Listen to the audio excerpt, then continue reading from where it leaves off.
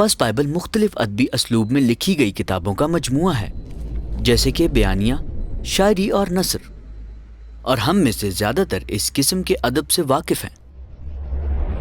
جب ہم کچھ بیانیہ دیکھتے ہیں تو ہمیں اس کی صنف معلوم ہوتی ہے، جیسے کہ دا ہنگر گیمز اور دا گریٹ گیٹسبی۔ اور زیادہ تر لوگ شاعری کو پہچان لیتے ہیں، چاہے وہ والٹ وٹمن ہو یا باب ڈائلن کے گانے۔ اور ہر روز ہم خبروں کے مکالمہ یا مضامین کی صورت میں نثر سے گھرے رہتے ہیں۔ اب یہ تمام مثالیں جدید امریکی ادب ہیں، وہ اس دور اور دنیا کے اس خطے سے آئی ہیں۔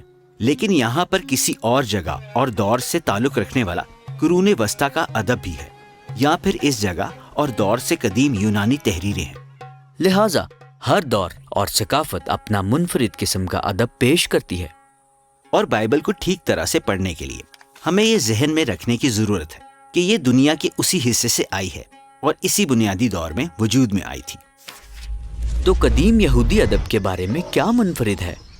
خیر، ایک نمایاں خصوصیت یہ ہے کہ اس میں بہت سی تفصیلات کا فقدان ہے، جس کی توقع جدید قائرین کہانیوں اور نظموں میں کرتے ہیں، اور یہ اس کو واقعی ہی سادہ بناتا ہے۔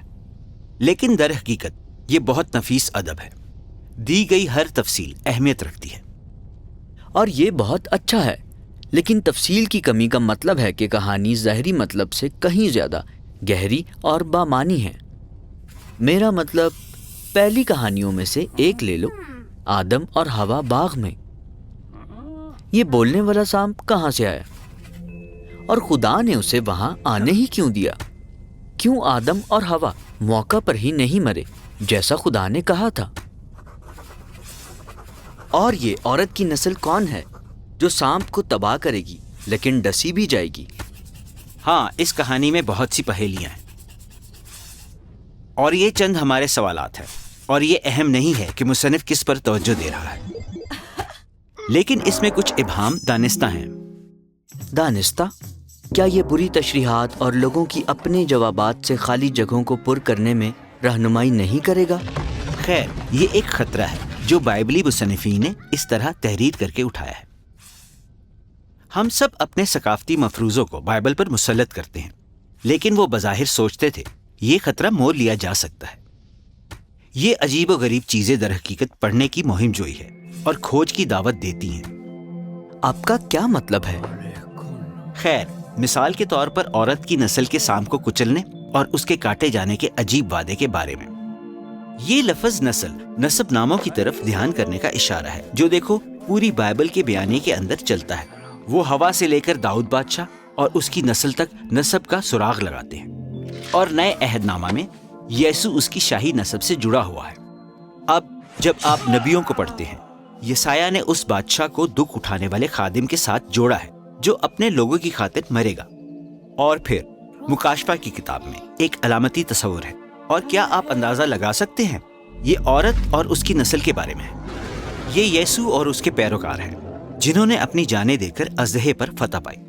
ہاں، تو کہانی کا ہر حصہ ابہام دوہرے مطلب سے بھرا ہے، لیکن یہ سب مل کر بامعنی بنتے ہیں۔ اور یہ بائبل کی ادبی آرائش ہے۔ یہ آپ کو پڑھتے رہنے کے لیے تحریک دیتی ہے، اور پھر دوسروں کی روشنی میں ہر حصے کی تشریح کرتی ہے۔ یہ پیچیدہ محسوس ہوتا ہے۔ مجھے نہیں معلوم کہ میں ایسا کر سکتا ہوں۔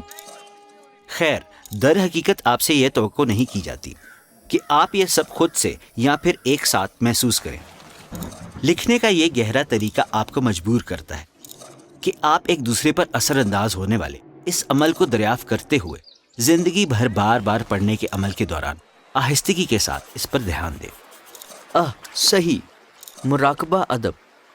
ہاں، زبور 1 میں ہم بائبل کے ایک مثالی قاری کو دیکھتے ہیں۔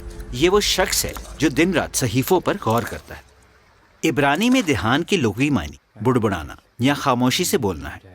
تصور یہ ہے کہ آپ ہر روز اپنی باقی کی زندگی کے دوران آہستگی اور خاموشی کے ساتھ بائبل کو بآواز بلند پڑھیں، اور پھر اس کے متعلق اپنے دوستوں کے ساتھ گفتگو کریں، پہیلیوں پر غور کریں، اور اس کے مطلب کو دریافت کرنے کی کوشش کرتے ہوئے نکات کو ملائیں۔ اور جب آپ بائبل کو اپنی تفسیر آپ کرنے دیں گے تو کچھ عمدہ ہوتا ہے۔ بائبل آپ کی ذات کو پڑھنا شروع کر دیتی ہے، کیونکہ آخر کار بائبل کے مصنفین چاہتے ہیں کہ آپ اس کہانی کو اپنی کہانی کے طور پر اپنا لیں۔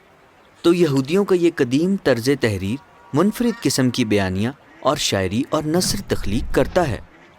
جی ہاں، اور ہم ان تمام ادبی اصناف کو تلاش کریں گے جس کا آغاز بائبل کے بیانیے سے ہوگا۔